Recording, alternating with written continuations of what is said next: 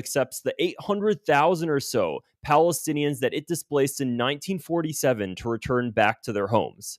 This is one of the most shocking revelations that was recently discovered.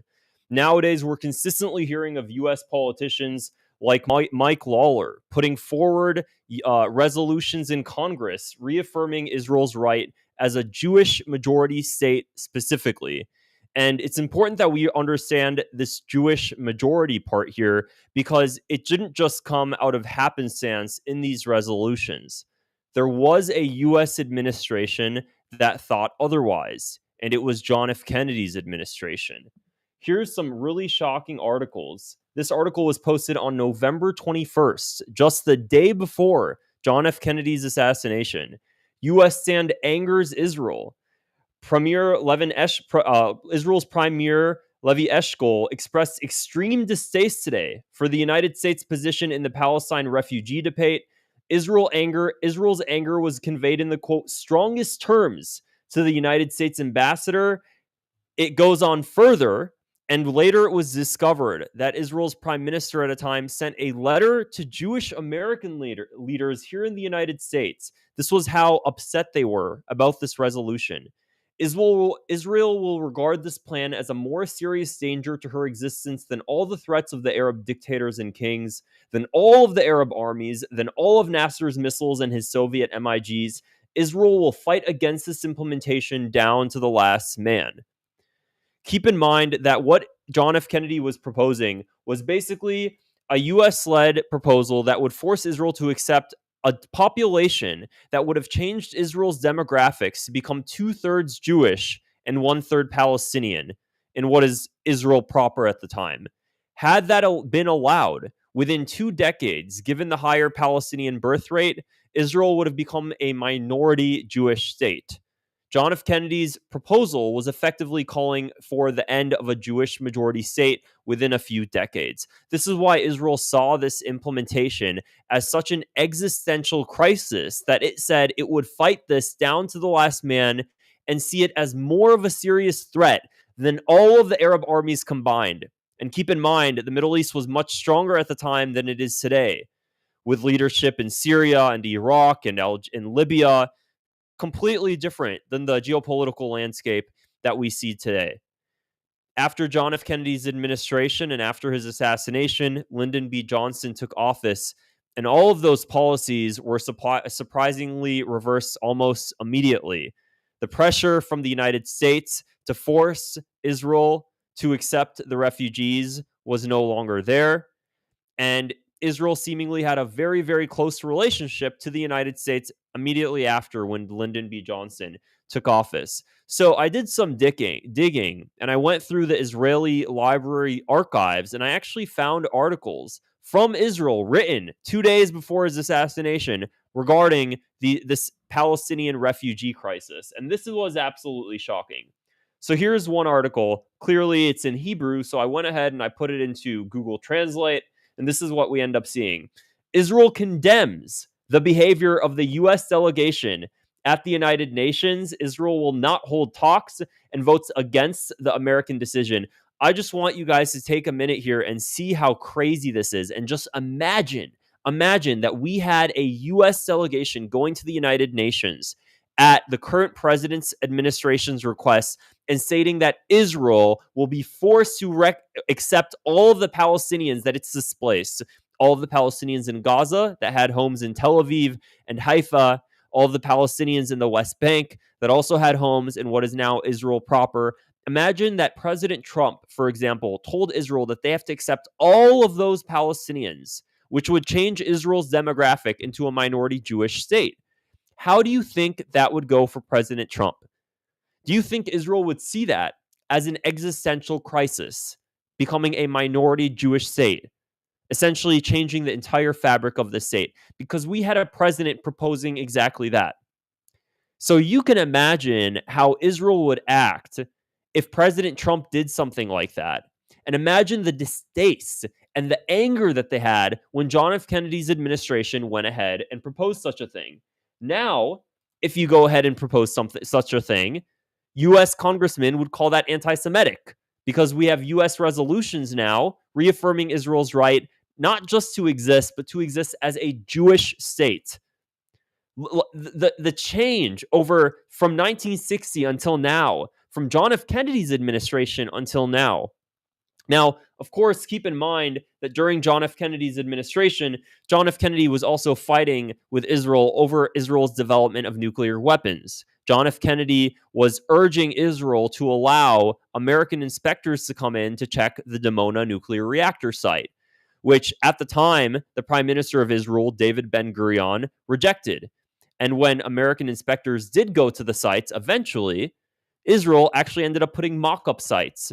And they showed the Americans a very fake rooms. They completely created fake rooms where the nuclear reactor was, completely fabricated. So we went from that, and at the same time, while that was going on, and while JFK was proposing a resolution to force Israel to accept the 800,000 or so Palestinians, John F. Kennedy was also fighting with AIPAC's predecessor, the American Zionist Council, the Israel Lobby, to force them to register as a foreign agent.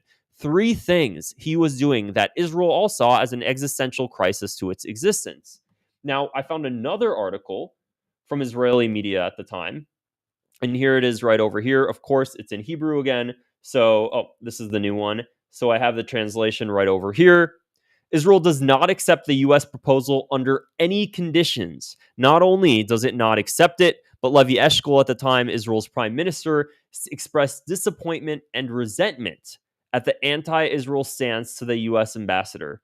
That's how much Levi Eshkol at the time saw what John F. Kennedy's administration was doing as an existential threat to its own existence.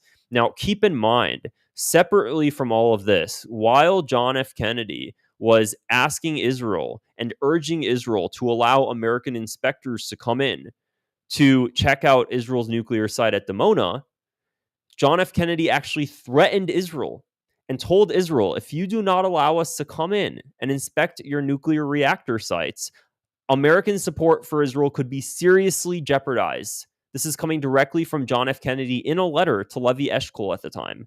Levi Eshkol responded by stating, Israel will do whatever it had to do to protect its sovereign rights. If you want to find more information related to the letters, you can go ahead and on Google and search up John F. Kennedy Battle of the Letters. And George Washington University actually requested a Freedom for Information Act request and was able to compile all of those letters. There's a video here I'm about to show you of somebody who's after reading those letters. Take a listen to this. Very surprising series of letters between Kennedy and David Ben-Gurion, not only the premier of Israel, but the founder of Israel, in which they're very angry letters, in which Kennedy is saying to Ben-Gurion, I'm killing myself trying to get a nuclear test ban treaty. I've even got de Gaulle on board, and that's impossible. And you keep testing in Dimona. You've got to stop. And Ben-Gurion, thank you, in so many words says, it's easy for you to say sitting in Hyannisport. I'm sitting with the Arabs all around me, and you want me to give up nuclear testing. And Kennedy threatens him. And he threatens him in such a way that Ben-Gurion resigns. And I will tell you that I found articles, not in any crackpot publications, but in very sophisticated publications saying, forget Lyndon Johnson, forget the CIA, forget Fidel Castro. The Mossad killed Kennedy because they were so upset over what he did to Ben-Gurion. So, obviously, I'm not going to share my own opinions there. I just want to show you guys the articles that I found here, because when you look at the change in the U.S. administration and the U.S. government for how we approach and we consider our allyship with Israel in comparison to how it was in the 1960s, you just have to take a moment and just be absolutely shocked. I think about this and I'm like, how did we go from there to where we're at now, where we spent trillions of dollars fighting Israel's wars in the Middle East, when we allowed American servicemen to die for Israel, when we send billions of dollars every year to Israel and to Jordan and to Egypt to make sure that they have good relationships with Israel, when we're bankrolling Israel's existence, at what cost? And we used to have a president who actually decided to do the exact opposite and put Israel in line. And we'll never have a president like that again, because ultimately everything that John F. Kennedy tried to do that would have led to actual peace it didn't end up happening. John F. Kennedy tried to stop foreign interference in America by forcing the Israel lobby to register as a foreign agent. Never happened. Lyndon B. Johnson completely stopped that. Didn't even bat an eye. John F. Kennedy was trying to stop Israel from developing nuclear weapons. Lyndon B. Johnson took office. The pressure on that immediately lifted. John F. Kennedy was trying to stop the Israel lobby, force Lyndon B. Johnson, and he was trying to get the 800,000 or so Palestinians to return back to Israel or receive reparations while prioritizing allowing them to return home. Israel saw that as a more serious threat to its existence than all of the Arab armies combined. When you think about that and think about where life could have been had John F. Kennedy not been assassinated, would the 1967 war have even happened? John F. Kennedy wouldn't have allowed it.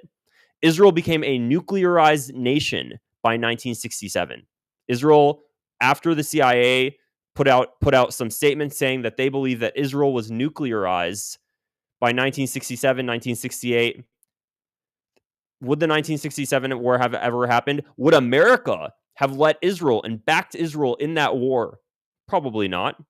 They say that the Arab world attacked Israel first. Would the Arab world have attacked Israel first had John F. Kennedy been alive and was able to bring forward and push the peace that he wanted to push in the Middle East and push the policies that he wanted to push?